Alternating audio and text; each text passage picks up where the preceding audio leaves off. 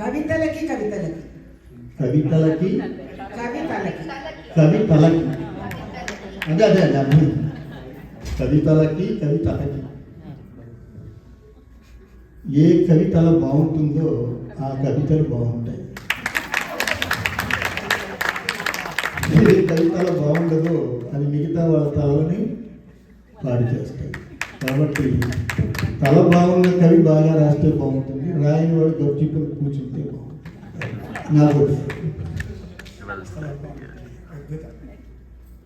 చాలా బాగుందండి. వైద్య రకం చాలా బాగుంది. సీతారాముల వారిని సీతారాముల ఏకాంతాన్ని త్యాగరాజ స్వామిని భైరవ రాగంలోనే చేశారు. మీరు రాధాకృష్ణుని ఇప్పుడు ఏకాంతాన్ని భైరవ రాగంలో మళ్ళీ పాడి వినిపించారు. అద్భుతం.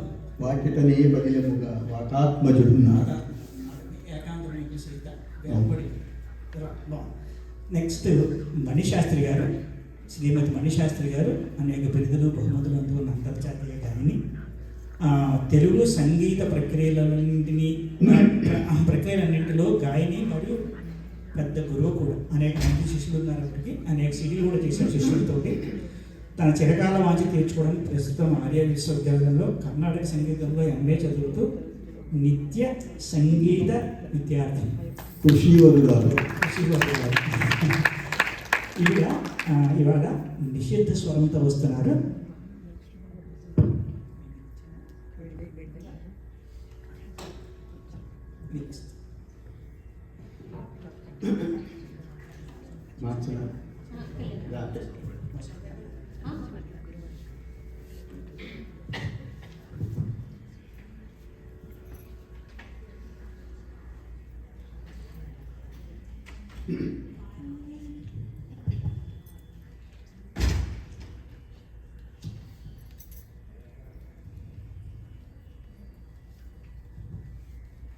సభాయ నమః.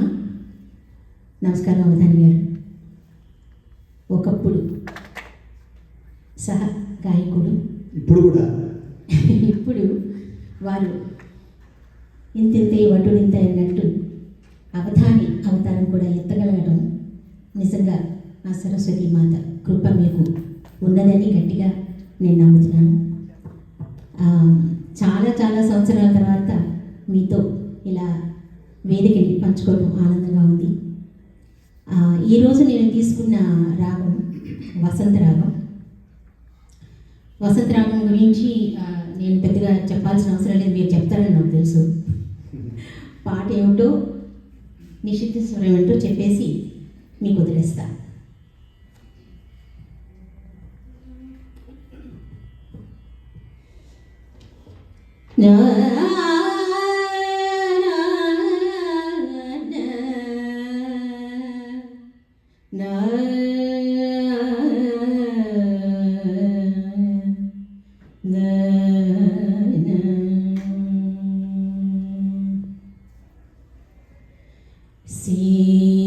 సీతమ్మ మాయమ్మ సీతమ్మ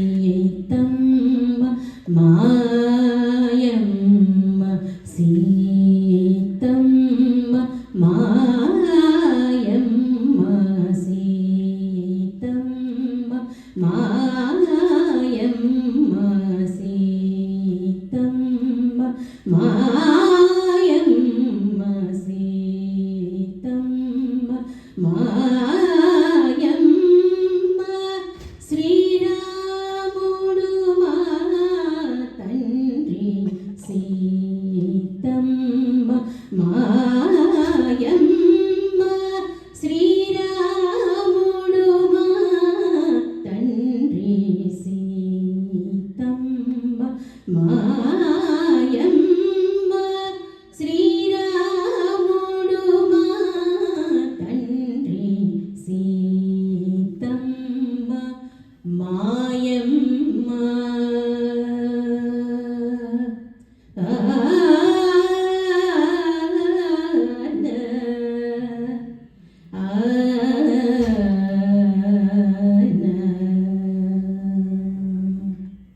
వసంతరావు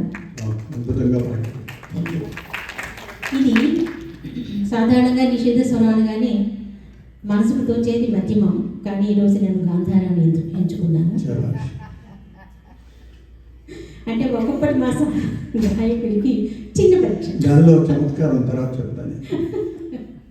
థ్యాంక్ యూ.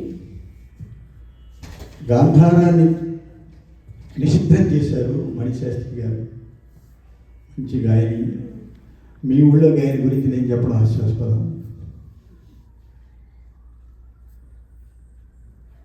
అయితే గాంధారం నిషిద్ధం చేశారు అంత చమత్కారం ఉంది. నేను ఎందుకన్నానంటే స్వరూపాన్ని ఇచ్చేదే గాంధారం, అంతే కదమ్మా.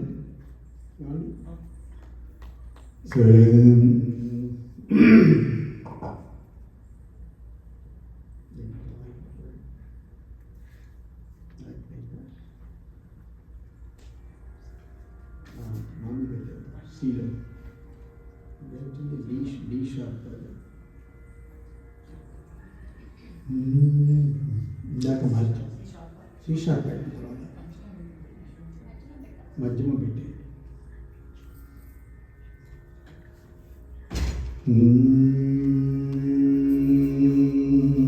మధ్యలో నేను రాగాలతో పాటు కాఫీ రాగం నేను ఆస్వాదిస్తున్నాను, మీరు ఆస్వాదించకపోయినా దాన్ని ఇక్కడ వేదిక మీద ఉన్న ప్రేక్షకులు ఎదుర్కొన్న నామతులు మన్నించాలి.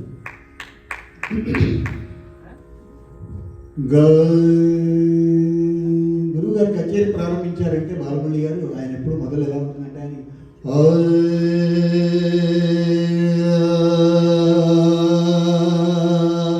అంటారు. అయిపోయింది బ్లాక్ అక్కడితో ద్వారా ఆయన గాంధారంతో మొత్తం ఆడియన్స్ అందరూ వెళ్ళిపోతారు ఎక్కడికో వేరే లోకాలు.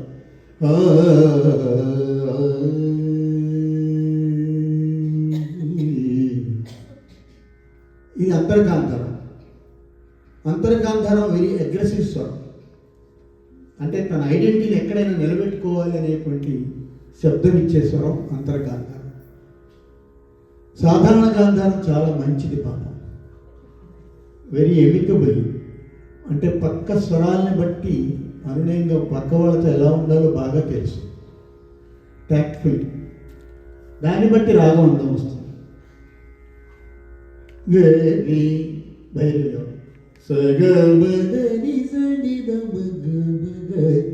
హిందోడ సరిగా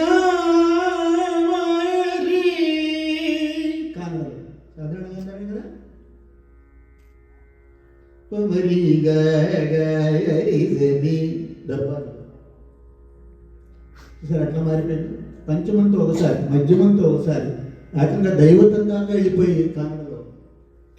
ఇట్లా సాధారణంగా అంటే ఏంటంటే నేను ఎందుకు చెప్తానంటే మీకు ఇదంతా ఒక రాగం షేప్నిచ్చే ఈ రెండు స్వరాలు, ఈ రెండు స్వరాలను ఆధారంగా చేసుకుని మిగతా స్వరాలు మార్చుకుంటూ మేళకర్తల్లో రావడం జరిగింది.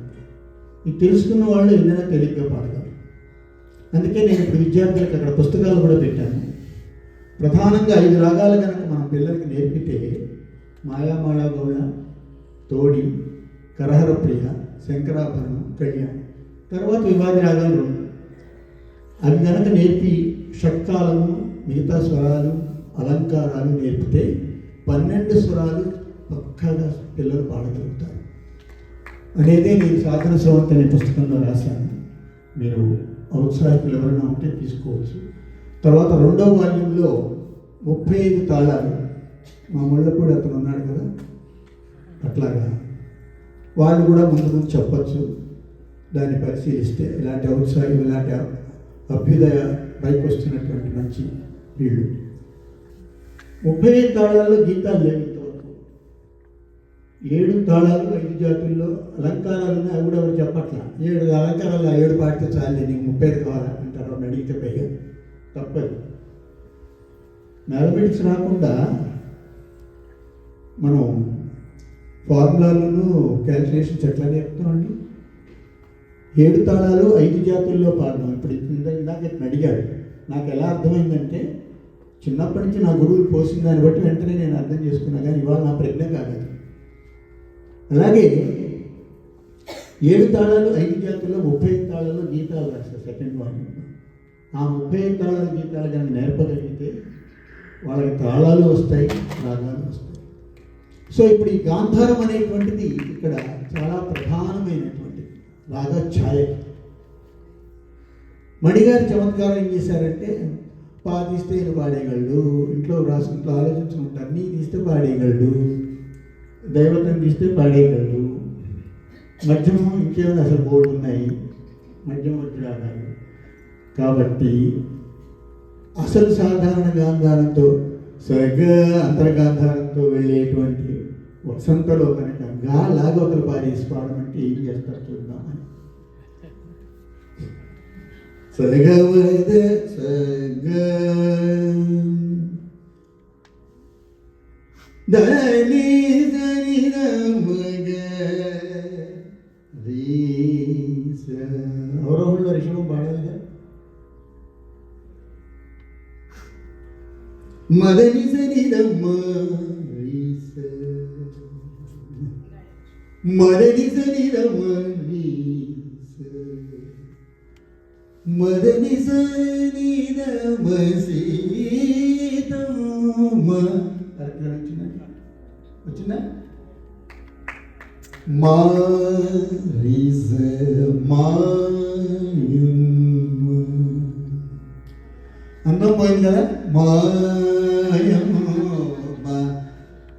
ఎందుకండి ఇలా చేశాడు? అదే సీతమ్మ మాయమ్మ అందం. సరి అప్పుడు బాగుంది. సీతమ్మ మాయమ్మ శ్రీరాముడు సరి సరి సరి సరి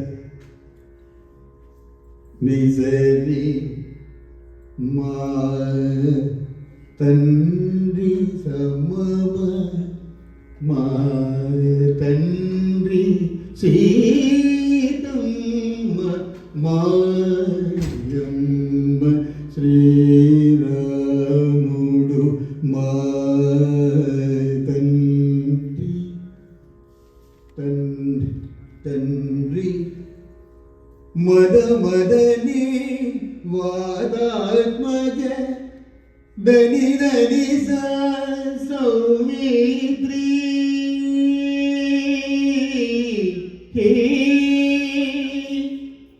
గా స్టేషన్ లేదు, ఇక్కడికి వచ్చి మళ్ళీ వెనక్కి వెళ్ళాలి. అందుకని వాదాత్మజ సౌమిత్రి వైనతేజ దీపు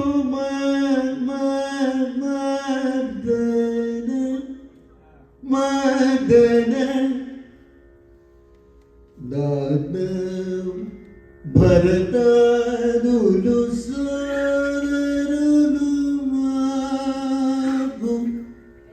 శుద్ధంగా స్వరం పడితే నీద నీద మాలో మాకు ఓ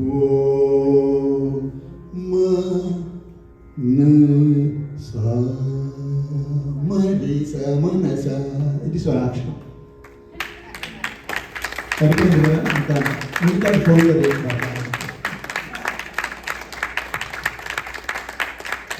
గురువుగారు,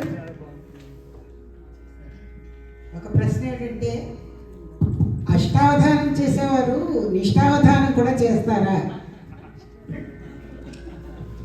వాళ్ళ అష్టావధానం ప్రజలు ఇష్టంగా వింటే వాళ్ళు ఇష్టావధానం చేయొచ్చు, వాళ్ళు ప్రజలకు కష్టపెడితే ఏ అవధానం చేయకుండా మానేయాలి. నెక్స్ట్ ఒక చిన్న మాట చెప్తాను. అద్భుతంగా పూరించారు. తప్పు పాడాను అంటే చెప్పండి. లేదు అద్భుతంగా పూరించారు ముందే, అందుకే అంటున్నాను. ఇలాంటి ప్రక్రియలు నిజానికి అందరూ వచ్చి వినడం వల్ల చాలా కొత్త కొత్త విషయాలు నేర్చుకోవడానికి అవకాశం ఉంటుంది. ఈ మధ్య ప్రతివాడు మైక్ పట్టుకుని పాడేసేవాడు మొదలైపోయారు కదా.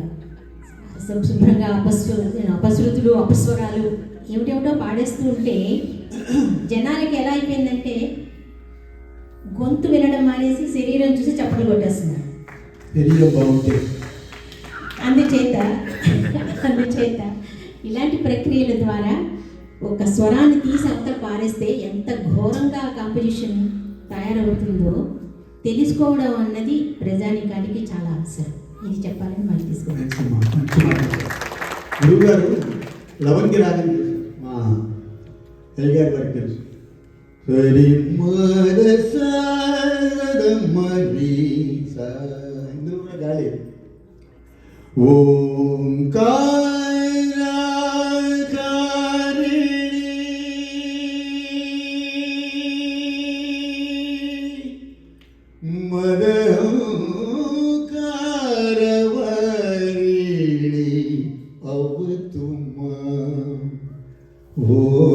ఆయన కదండి ఎన్ని స్వరాలు, 2 స్వరాలైనా సంగతి అంటారు ఆయన.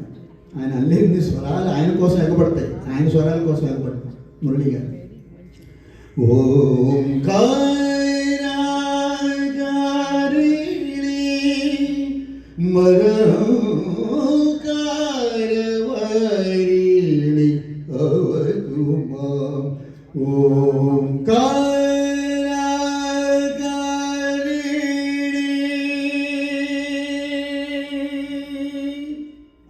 లవంగి రాగుంటాయి, సరి మదస గాని ఉంటాయి.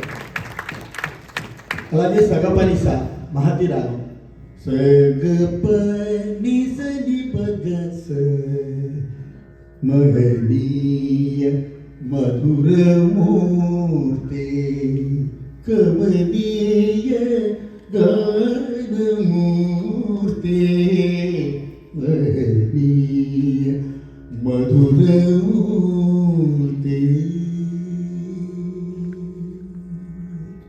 మా ప్రభల వారి లాగానే ఒక